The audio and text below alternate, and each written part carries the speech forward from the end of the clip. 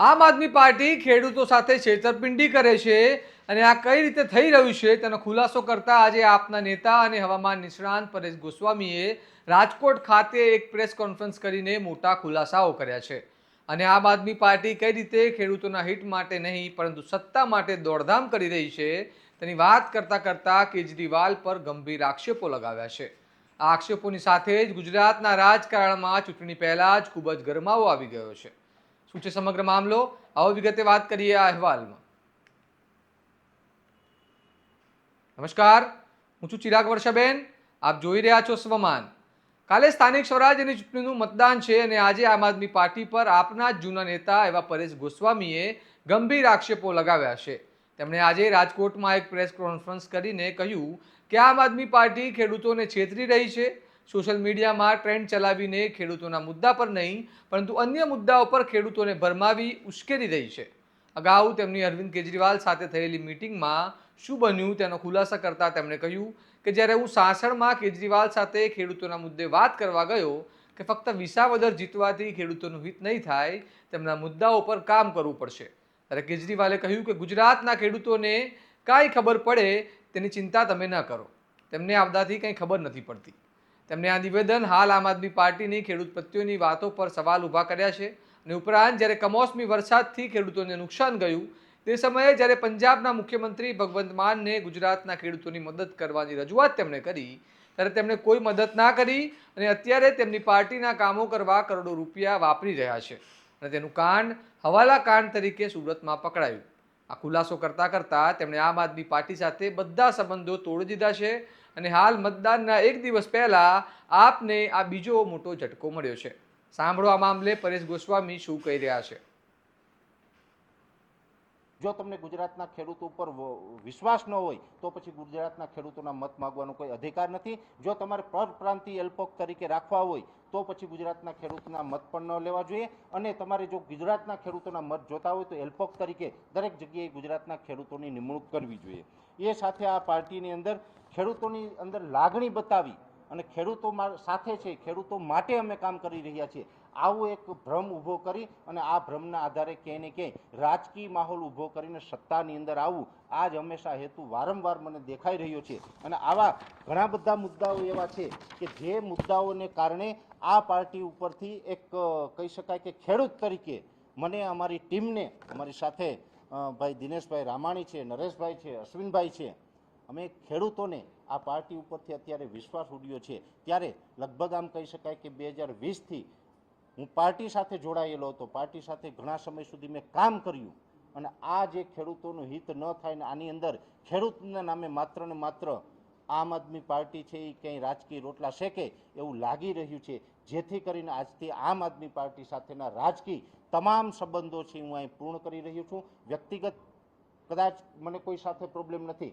પણ જે રાજકીય વિચારધારા છે, જે રાજકીય રીતે આમ આદમી પાર્ટી કામ કરી રહી છે એ કામ છે એ ક્યાંય ને ક્યાંય ગુજરાતના ખેડૂતોનું હિત થાય એ નથી લાગી રહ્યું, જેથી કરીને આજે આમ આદમી પાર્ટી સાથેના હું રાજકીય તમામ સંબંધો છે એ પૂરા કરી રહ્યો છું। આવનારા સમયની અંદર ચોક્કસથી અમે તો ઘણા વર્ષોથી ખેડૂતો માટે લડી રહ્યા છીએ, ખેડૂતો માટે કામ કરી રહ્યા છીએ। આવનારા સમયની અંદર હવે અમે આજે આમ આદમી પાર્ટીના બોજમાંથી હું મુક્ત થયો છું આજે, એટલે આવનારા સમયની અંદર ડબલ તાકાતથી ખેડૂતો માટે સતત કામ કરીશ, જેની અંદર ખેડૂતોને સમયસર હવામાનની માહિતી હોય, ઓર્ગેનિક ખેતીનું જે અમારું અભિયાન ચાલે છે એ હોય। મારો કહેવાનો તાત્પર્ય એ જ છે કે ગુજરાતના ખેડૂતોને આપવા માટે પૈસા નથી ને હવાલા કામ માટે કરોડો રૂપિયા છે આ આમ આદમી પાર્ટી પાસે નીકળી રહ્યા છે।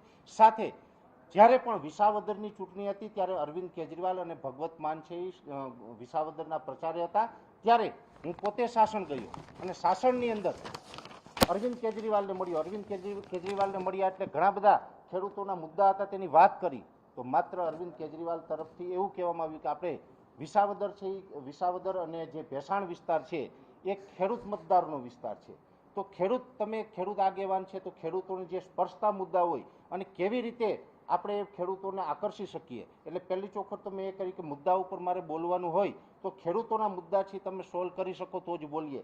જેવી રીતે જોવા જઈએ તો અત્યારે ગુજરાતની અંદર ભારતીય જનતા પાર્ટીની સરકાર છે અને વિસાવદરની અંદર તમે એક સીટ ચૂંટાઈને આવશો તો એનાથી ખેડૂતના મુદ્દા કેવી રીતે સોલ્વ થશે? ત્યારે અરવિંદ કેજરીવાલનો ખૂબ ચોંકાવનારો મને જવાબ હતો कि किसान को ये नहीं पता कि ये एक बंदा विसावदर में जीतने से उसको मिलेगा या नहीं मिलेगा।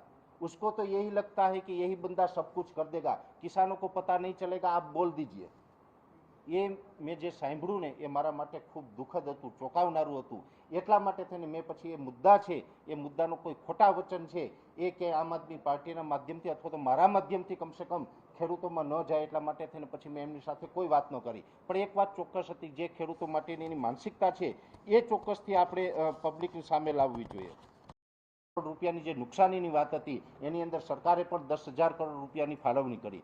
પણ મેં જે તે સમયે પંજાબના મુખ્યમંત્રી પાસે એક વિનંતી કરેલી કે તમે પંજાબથી ગુજરાત આવી રહ્યા છો, ગુજરાતની અંદર તમે ખેડૂતોની વાત કરવા આવી રહ્યા છો, તમે ખેડૂતોનો મુદ્દો લઈને આવી રહ્યા છો, તો જો તમે વાસ્તવમાં ખેડૂતોનો મુદ્દો લઈને આવી રહ્યા હોય તો તમારે પંજાબની તિજોરીમાંથી પણ ગુજરાતના ખેડૂતોને કાંઈક મદદ કરવી જોઈએ। ઘણી વખત આપણે ભૂતકાળમાં પણ એવું બનેલું છે કે કોઈ આપાતકાલીન સ્થિતિ ઊભી થાય, કુદરતી આફત આવે જેની અંદર અતિવૃષ્ટિ હોય, હોનારત હોય, વાવાઝોડું હોય, ધરતીકંપ હોય, આવી જ્યારે પરિસ્થિતિનું કુદરતી નિર્માણ થતું હોય છે ત્યારે ભૂતકાળની અંદર ઘણી બધી સરકારોએ એક રાજ્યની સરકારે બીજા રાજ્યોની સરકારોને મદદ કરેલી છે।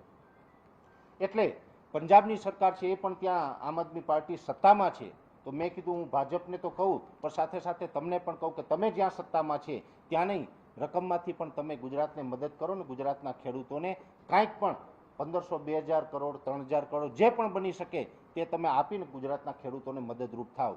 ત્યારે પંજાબના મુખ્યમંત્રી અને દિલ્હીના પૂર્વ મુખ્યમંત્રી અરવિંદ કેજરીવાલે ગુજરાતની અંદર આવીને માત્ર ને માત્ર 2027ની ચૂંટણીની વાત કરી। ખેડૂતોને અમે કયા રીતે મદદ થઈ શકીએ એ બાબતની કોઈ વાત ન કરી। ખાસ કરીને ત્યારે ગુજરાતના ખેડૂતોને જરૂર હતી કે એમને મદદ જોઈએ છે। ગુજરાતના ખેડૂતો છે ત્યારે કુદરતી આફતથી હેરાન પરેશાન હતા, નુકસાનીમાં હતા, ત્યારે એની પાસે પંજાબના મુખ્યમંત્રી પાસે ગુજરાતના ખેડૂતો માટે એક રાતી પાઈ નહોતી, એટલે કે 5 પૈસા પણ ન હતા। અને આજે જોવા જઈએ તો સુરતની અંદર જ હમણાં તાજેતરની અંદર હવાલાકાન પકડાણું છે। આમ આદમી પાર્ટી હવે ધીમે ધીમે ગુજરાતમાં તેની કામગીરીને લઈને વિશ્વસનીયતા ગુમાવી રહી છે, કારણ કે જો આપના નેતાઓ દ્વારા લગાવેલા આક્ષેપોમાં થોડી પણ સત્યતા હોય તો આ સામાન્ય નથી, આ તમારા મત અને વિશ્વાસ પર થયેલો હુમલો છે, લોકશાહી પર થયેલો હુમલો છે। આવી રીતે શું કોઈ પાર્ટી ખેડૂતો કે કોઈ પણ નાગરિકોને ભ્રમિત કરી શકે, અને તે પણ સત્તામાં આવવા માટે? ભલું થાય ગુજરાતનું અને ભલું થાય ગુજરાતની જનતા અને ખેડૂતોનું, કારણ કે લોકોએ ખરેખર કોઈ પણ વાત પર હાલનો પોતાનો મત બનાવવો જરૂરી નથી। આ મામલે વિચાર કરવાની જરૂર છે, બાકી છેતરપિંડી થવી કંઈ નાની બાબત નથી। આ મામલે તમારું શું માનવું છે અમને કમેન્ટ કરીને જણાવો, અને આ પ્રકારના વિશ્લેષણવાળા સમાચાર માટે તમારા સ્વમાનને લાઇક, શેર અને સબસ્ક્રાઇબ કરવાનું ભૂલતા નહીં। નમસ્કાર।